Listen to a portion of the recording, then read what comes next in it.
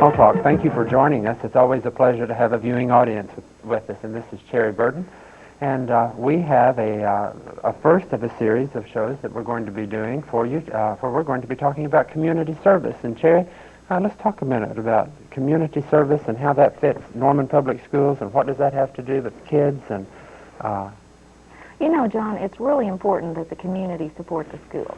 I mean, that's one of the things that makes the school system great. And we consider Norman's district to be great, and one of the primary reasons is the way all of the community supports us in a variety of ways, and we're going to look at a lot of them. I think people will be surprised when they find out how many different organizations are involved in supporting the teachers and the students in learning activities, you know, things that are important to the curriculum.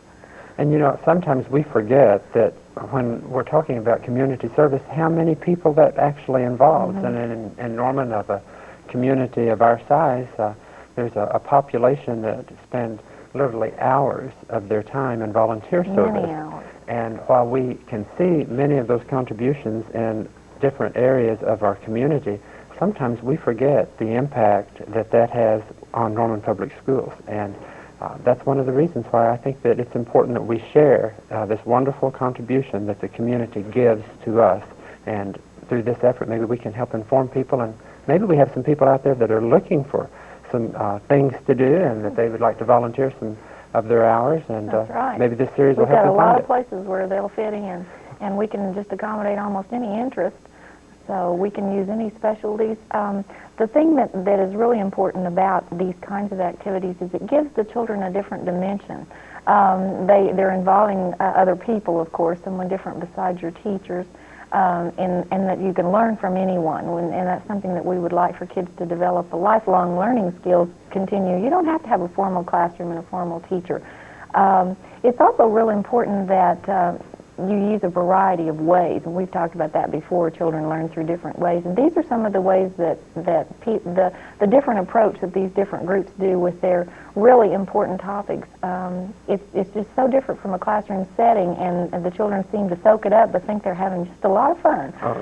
Learning can be fun. Yes. And some of the things that we experience in the school system actually come into the classroom, and we have volunteers who work in our classrooms and programs that come in where the teachers integrate those units of study and tie it to the programs that are being brought in as additional resources. But then sometimes we expand the walls of the classroom. And that's kind of what we're going to talk about today. And We've got a great visitor today. We absolutely do. And why don't you introduce her for us? Okay. We have Richa Barnes from the Norman Regional Hospital. And welcome, Richa. Thank you, Sherry. And you're here to talk to us about kids are special people. That's correct. Now, would you tell us, we know kids are special people in the school system, but tell us what that means for the Norman Regional Hospital. Well, first of all, I'd like to say that I was glad to hear you say that it's wonderful to be able to have situations outside of the classroom for learning experiences. And that was basically one of the reasons why Kids Are Special People was put together, was because we felt also at the hospital and through the auxiliary that there are ways of teaching children what goes on in our community, educational, but doesn't take place in the classroom experience.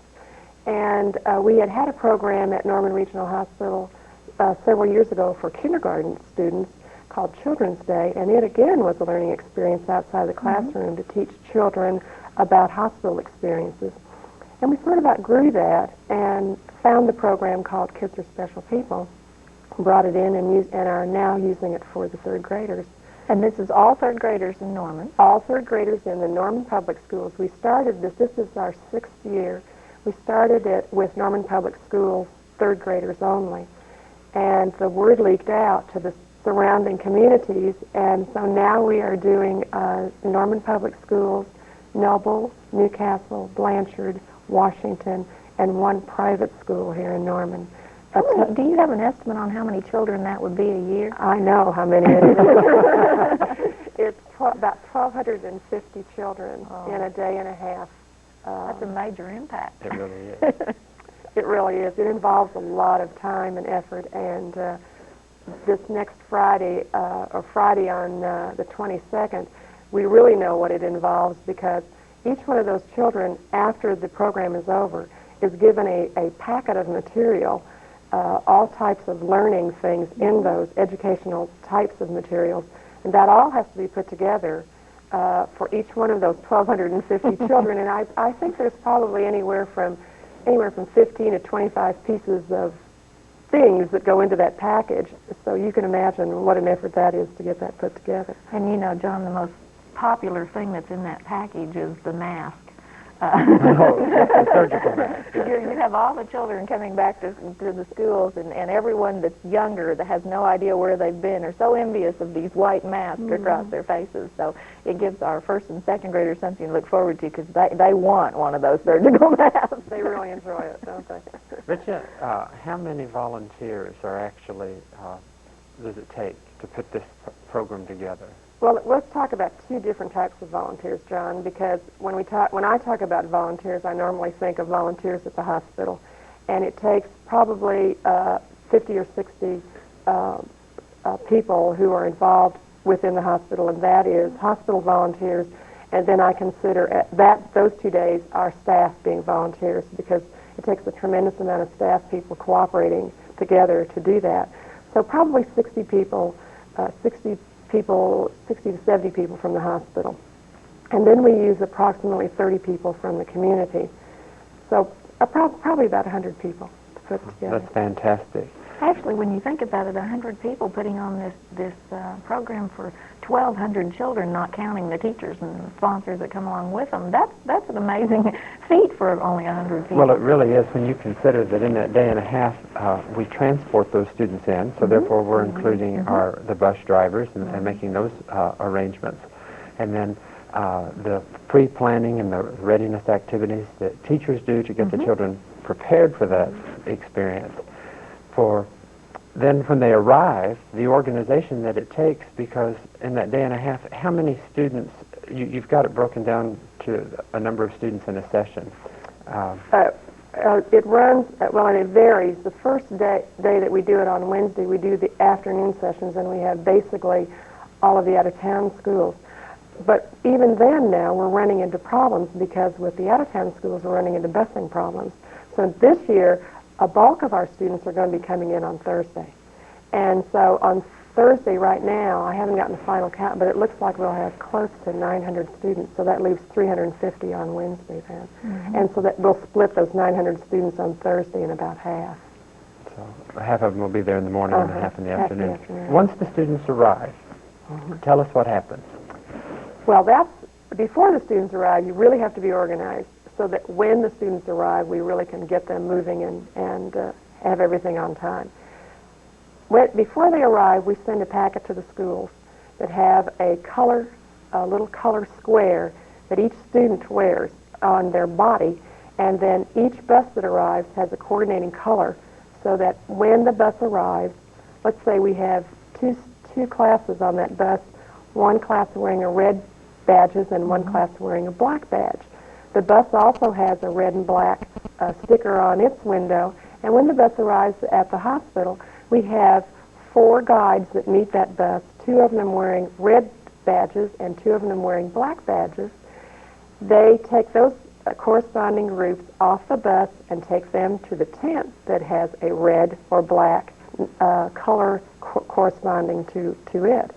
So that is all pre-planned, so that the children can get to the hospital, get off the buses, and get to the proper tent on time. And that does take a lot of organization. It does, but the teachers that have been involved with this program in the past, no one appreciates organization of a lot of little children more than teachers do, and they have commented on how really well organized it is, because it goes through and everything runs right on time, and you can count on exactly when you're going to be back. And for many years now, our teachers in our building have been participating, and every year they just think it's better and better in terms of that kind of thing. So you all should really feel proud of yourselves and be congratulated on the organization of it. We do, but I do remember, John, you were there the very first teachers meeting we had when we first started it off, and I was trying to go over what we were going to accomplish. And teachers, having worked with third graders before, understand that, it's very difficult to get third graders where they're supposed to be on time. And I was trying to explain to them this process, and I could hear a lot of, oh, it'll never work. But it did work, and we were really proud of that. What can we expect the students to experience? You have a number of tents, and they have so many minutes for a presentation from a group. What kinds of things will the students be seeing this year? Yes, let me kind of explain it. When the students arrive, like on Wednesday afternoon, our program runs from 12 o'clock until 2 o'clock. We have two hours to get these students through 12 learning experiences. And there are 11 tents set up with learning stations in it, and then one ambulance, which we consider our 12th learning station. And when the children get there at 12 o'clock, a police siren on a police car sounds, and that's the cue for every tent to begin their program. Each tent has an 8-minute presentation, and at the end of the 8 minutes, the police siren sounds again, and all of the children move clockwise to the next tent with the guides. The guides take them, and they move to the next tent. This goes on for the entire 2 hours so that they complete 12 tents in 2 hours. Now, within those tents, some of the things that they're going to learn is, I kind of visualize the way I go around the circle.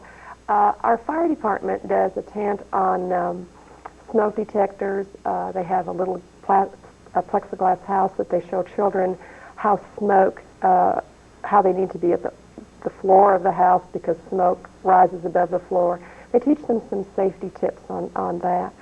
We have a tent that our surgery department puts on and shows the children how tubes are put in their ear, some of the instruments that are used during surgery. And this is to help alleviate fear for a young child who's coming in to either have tonsils or tube surgery. We have a laboratory tent that our laboratory department puts on that shows children how blood is drawn, and they have blood cells under a microscope that each child is able to look at through the microscope so that they can actually see what blood cells look like. We have an exercise tent that's probably one of the most fun tents to watch because we have an aerobic instructor that takes the children through an 8-minute workout. And it's not just the children, but the teachers get involved. Any spectators get involved. They really enjoy getting into that program. Our ambulance, EMSs explain what's inside of an ambulance and how some of the equipment is used on people when they make emergency calls.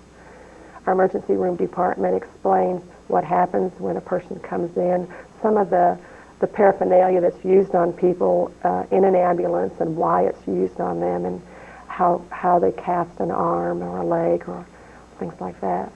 We have a nutrition tent that we talk about, the 4 basic food groups. We have a tent that shows them if they were admitted to the hospital, what it would be like, and we use a play hospital and small puppetry involved in that, in explaining that. American Cancer Society has a program using some of the dentists and Mr. Grossmouth, and believe me, it's Mr. Grossmouth. It's a picture of your mouth, a model that shows the effect of smokeless tobacco, cancer, oral cancer. And I know I've left some out, John, I wasn't counting. One of our very popular tents is done by our infection control person, our nurse, and we send out to the schools ahead of time. Yes, I was thinking of that one. Little petri dishes, and we asked the teachers to choose a student and to take a sample of their hands before they washed them, and then to have them go and wash their hands and take another sample of their hands by pressing their hands on the little petri dishes. And we pick those up on Monday and bring them back and put them into our incubator and grow the bacteria on them, and then they're available in the infection control tent for the nurse to talk about proper hand washing procedures. And we get wonderful letters back from the teachers after this program that said kids are always at the sink. I mean, we can't get them away from the sink for a few days after kids are special, because after they've seen the cultures, they're pretty gross too. That's right. The kids do enjoy that. There's a lot of excitement because someone gets chosen and everybody's anxious to see what it is like, and then for a long time after coming back, that really does make an impression on them, to just what's running around on their hands.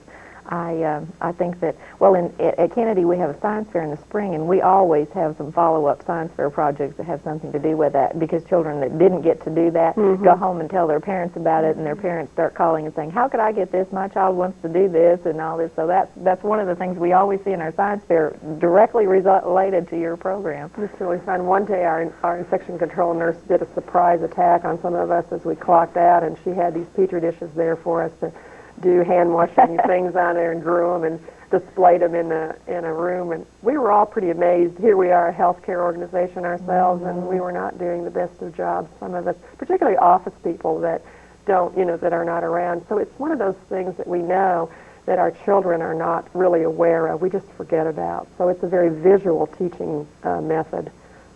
It's a lot of fun. It really is, and I know the first time that I saw it, I was amazed as well, and I think I am much more conscientious about washing my hands before eating, and we're all junk food. Well, we're not all. Some people. I am. Most of us are. And in the office, if there's something there, after you've been working with papers, and papers many times are dirty, but you don't think of them as being dirty, but we handle that, and then we go over and have chips and dip or whatever. But it's a wonderful teaching tool. The entire process is a wonderful teaching tool. It is a wonderful way to introduce health care to students, and it's another example of learning can be fun. And the experiences that they have, you name some of the outside organizations that come in and work with you, but which contribute so very much to making that total process exciting. How many of your auxiliary workers are returning people that have been involved? Because I know there are certain people that I did not really know until we started working with Kids Are Special People, and now I see them and I meet them in town, and it's so neat to have that type of relationship, because many of these people I use the word many, I should say several of these people are in second careers, and they take time from their very busy schedule and give volunteer time to the hospital, that in turn they come back and they even volunteer and make this program available for kids.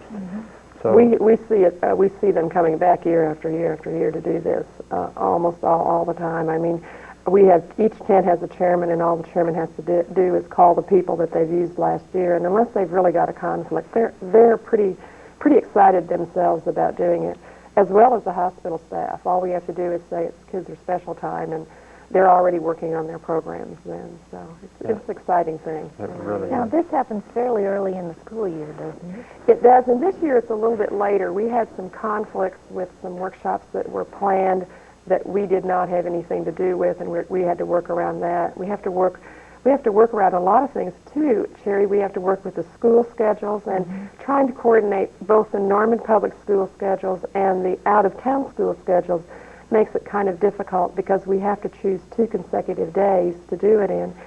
And unfortunately, the only time we could find that was going to be good was the second week in October this year.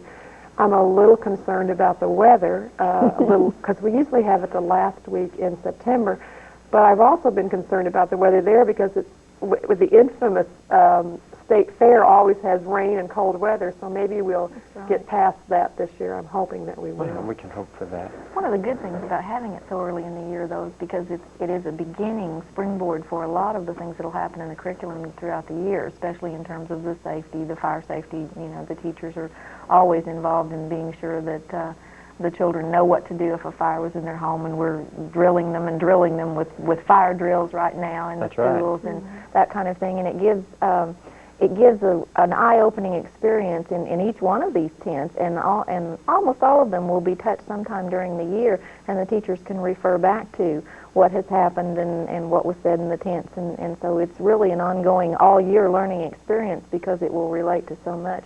The ambulance is also something that's very popular with the children, because although it's something familiar they see on the streets, they very often get to peek in and get a close-up view, and they discuss that. You hear that on the playground. There are some things that are just constant every year that really appeal to third graders. The ambulance is one of them. The germs is another one. Those are very high priority areas. They really like to talk about those, and one of the things that you were talking about that I have been really pleased about is the fact that when you said earlier in the program that there's learning outside of the classroom, I think I've been more pleased with the fact that what we're accomplishing at the hospital through Kids Day is also being built into a curriculum. It's not just a special little fun thing that we're doing, but it ties in with the curriculum of the Norman Public Schools. And I think that's very important, because if you're going to do something for schools, you also want to do something with schools. And I think that's what we're trying to accomplish.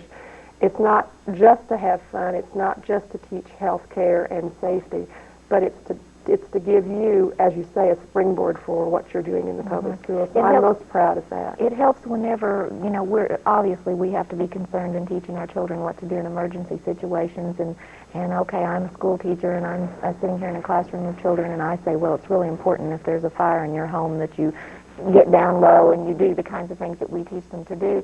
But then it gives it a little added importance. They may or may not believe me, but then when they see a fireman who really takes the time to come out, to a program like this and say, yes, this is important, and reinforces, and then they can say, well, maybe Mrs. Burden knows what she's talking about. It is important on those kinds of areas, because obviously I'm not a fireman, obviously I'm not a surgeon, obviously, I'm not any of these kinds of professions that are there, and yet I am responsible for teaching a lot of these things, or helping to make them aware of things that are happening around them that have to do with daily life. A lot of our children do end up with surgeries, and many of them have had tubes in their ears and may be confused about what happened to them and those kinds of things, and I can talk to them all I want to, Right.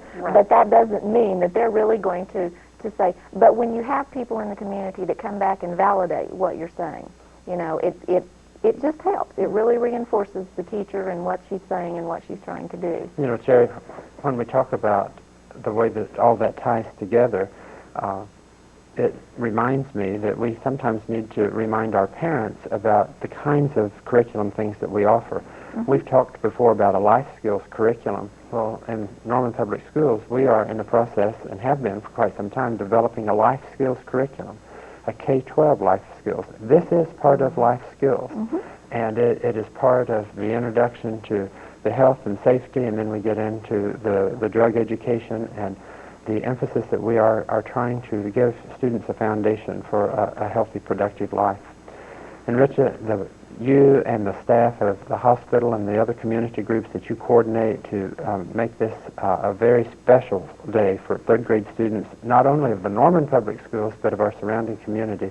We want you to know how very much we appreciate that, and we appreciate the many numbers of individuals who contribute to that to make it so very, very special. And it's one of those things that is talked about from year to year.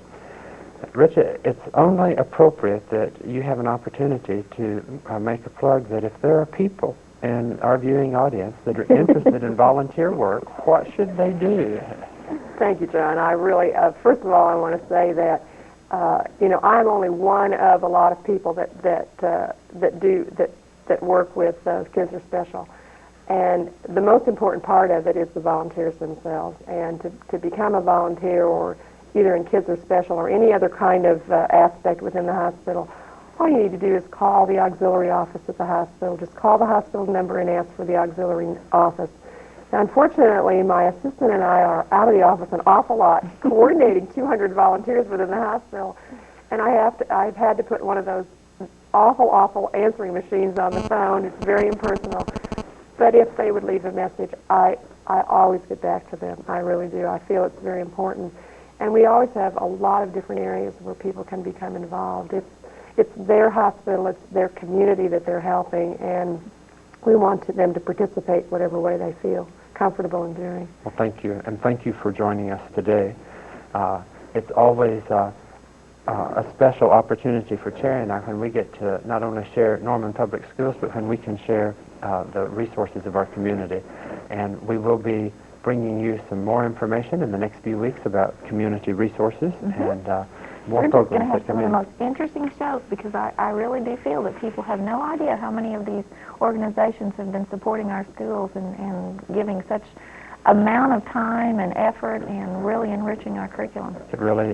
It's a wonderful place to be, and thank you for making it special. And we hope that you'll join us next week for Small Talk.